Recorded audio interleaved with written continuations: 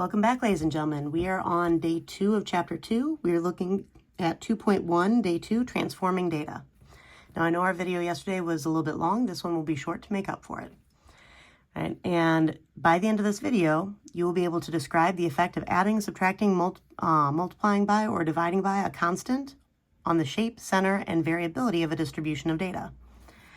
And as always, this is the assignment that you should try after we're done with our lesson. Let's dive right in. So 2.1 day 2, transforming data. All right, so to find the standardized score, z-score, for an individual observation, we transform this data value by subtracting the mean and dividing the difference by the standard deviation. Now, transforming converts the observation from the original units of measurement, for example, inches, to a standardized scale. Now, transformations can affect the location, center, and variability of a distribution. When you're doing linear transformations, shape is going to be unaffected.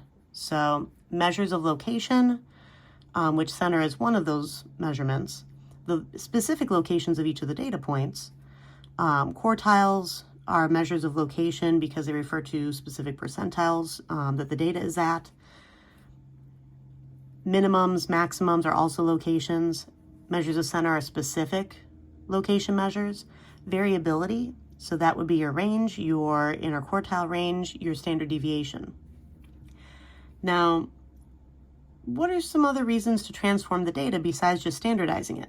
Sometimes we need to change the units of measure. For example, if we have scientists in our country working with scientists in a different nation, then we'll probably have to convert from inches to centimeters, or basically from English units to metric units, if things weren't already measured in metric. Possibly needing to go from degrees Fahrenheit to degrees Celsius. And sometimes we have to correct data taken from a poorly calibrated measuring device. If you suddenly realize that your measuring tool, that you were starting from 1 inch up as opposed to starting at 0, then you might have to subtract an inch from every single one of your measurements. Or you may realize that your scale was measuring 1 gram too much. So you'd have to take that gram back away. All right, so we can correct data if we know what the effect of the poor calibration was. We can change units of measurement, and we can standardize. Now, the effect of adding or subtracting a constant. All right, now recall that Mr. Tabor gave his class of 25 statistics students a first test worth 50 points. All right, we looked at that at the previous lesson. Suppose Mr. Tabor was nice and added 5 points to each student's test score. How would this affect the distribution of scores? So we have the dot plot of the original student scores, that's up here. This is what we looked at yesterday. And a dot plot of the adjusted student scores along with the numerical summaries. Right? So these are the adjusted scores with everyone's score having 5 added onto it.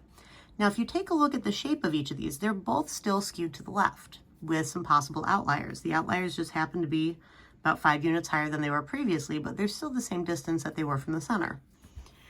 The data isn't really any more spread out than it was previously. If you look at the standard deviation between your original and your adjusted, notice that it is the same. Likewise, if we take the third quartile minus the first, in our original distribution, we have an interquartile range of 10. If we take our third quartile minus the first and our adjusted, we still have an interquartile range of 10. So the spread is not affected.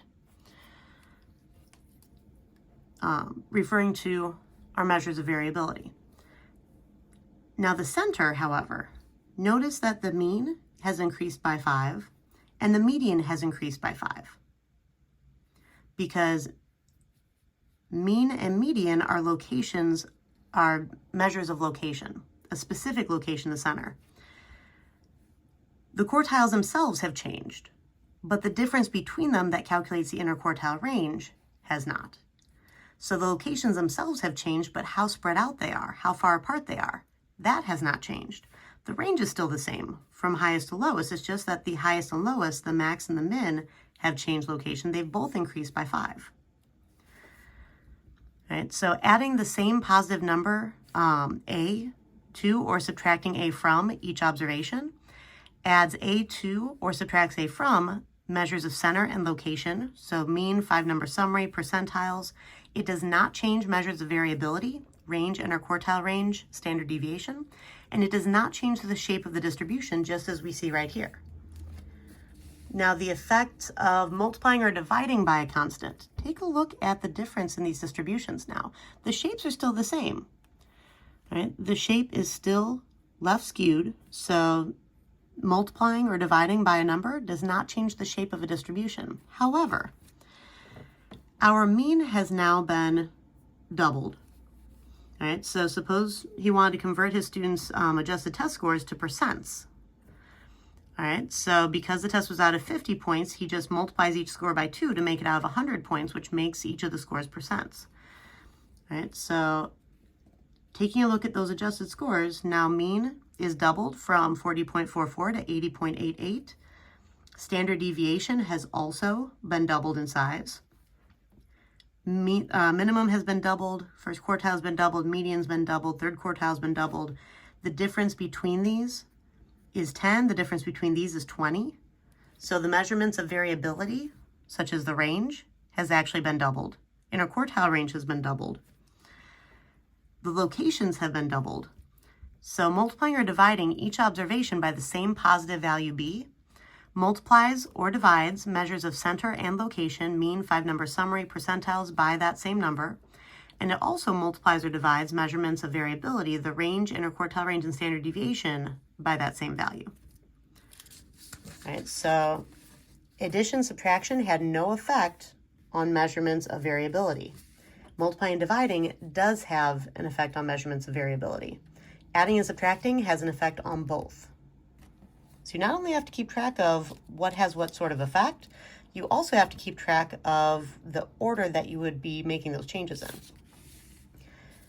Right. Now for our example for this particular lesson, the figure to the right shows the height distribution of one of Mr. Bishop's stats classes, along with the summary statistics from computer output. Now Mr. Bishop is the AP Stats teacher who first taught me about the flipped classroom structure. So this is an homage to him. Right, so we have this distribution right here. We have our numerical summaries. And suppose that you convert the class's heights from inches to centimeters. So 1 inch equals about 2.54 centimeters. Describe the effect this will have on the shape, center, and we used to say spread. Now we say variability. I just forgot to change the word of the distribution. All right, now since each data point would need to be multiplied by 2, by 2.54 to convert inches into centimeters, the shape will be unchanged because shape is unchanged by both addition and multiplication. And the measures of center and variability will be multiplied by 2.54 as well. Now for letter B, if Mr. Bishop had the students stand on a 6-inch high platform and then had the students measure the distance from the ground, how would the shape, center, and variability of this distribution compare to the original height distribution? Now, since we would adjust each height by adding 6 inches, the shape and measures of variability, so range, standard deviation, or quartile range, will be unchanged. So it's still going to be shaped the same way. It's still going to be the same variability. The measures of center will increase by 6 inches. And any other measurements of location would increase by 6 inches.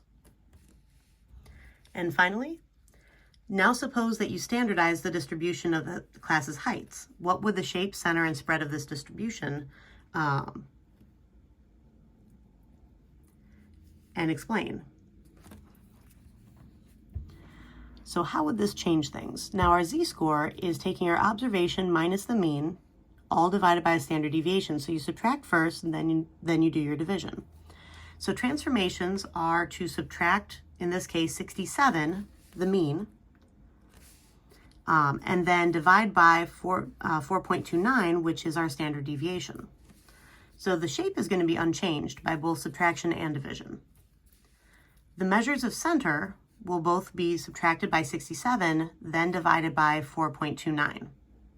Right, so it will undergo both transformations. The measures of variability, the interquartile range, range, standard deviation, they will be unchanged by the subtractions, so you do not need to subtract the 67 because measures of variability aren't affected by addition or subtraction. But it will need to be divided by the 4.29 because they are affected by multiplication and division. All right, so this is just a description of which descriptors of the distribution will be changed and how, and which parts will be unchanged. All right. As always, go ahead and attempt our book problems, and I will see you in class.